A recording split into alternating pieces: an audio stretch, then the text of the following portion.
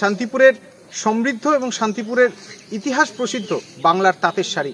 আর সেই তাঁতের শাড়িকে বাঁচাতে এবার উদ্যোগী হয়েছে একেবারে নবাগতরা। তার কারণ শান্তিপুর উইভার স্টোরি তারা একটা নতুন দিগন্ত বা নতুন পথ খুলেছে তাঁত শিল্পীদের জন্য।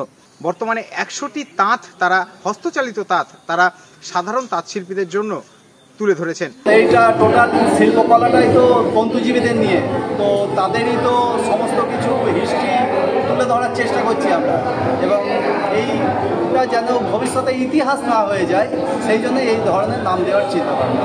আচ্ছা, কতগুলো তাঁত নিয়ে শুরু হচ্ছে আমাদের এখানে? নতুন করে আবার 20টা লুম এখানে নতুন করে আবার প্লাস করা। আপনারা কি কোনো সরকারি সহযোগিতা বা কিছু পাচ্ছেন এই মুহূর্তে? না, এই মুহূর্তে পাচ্ছি না, তবে ভবিষ্যতে সরকারও যদি আমাদের দিকে তাকায় আমরা আশা করব এই লাভটা আমাদের নয়, যারা তন্তুশিল্পী আমাদের কাজ করছেন তাদেরই মুনাফা হবে এবং তারা আরও এই শিল্পটাকে বাঁচাতে সাহায্য করবে। হ্যান্ডলুম প্রোডাক্টটা প্রস্তুতির যে পর্বটা, এটা হয়তো অনেকেই হয়তো বুঝতে পারবে না এবং হয়তো হারিয়ে যাবে।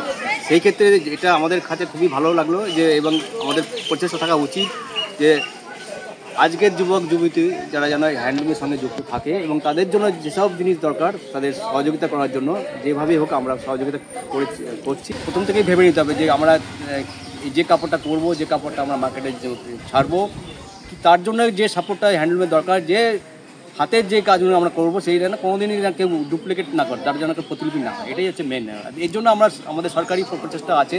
এখানে জ্যাকেট মেশিন বলেছি আগে, তারপরে এইসব তাঁতি বুনেছি, ফুলিয়ার টানা, মানে হাতে মাকে করা, এগুলো বুনেছি। তো এই যে পাড়ার মধ্যে ধরুন আবার একটা কারখানা চালু হলো, আপনারা কাজ পেলেন, কতজন মহিলা? আমরা 3 জন এখানে আছি, আপাতত আরও বুনবে, সবাই বাড়িতে জুড়ে আছে, বুনলে গেলে এখানে সব। আমার শহর শান্তিপুর থেকে রূপম রায়, কলকাতা টিভি।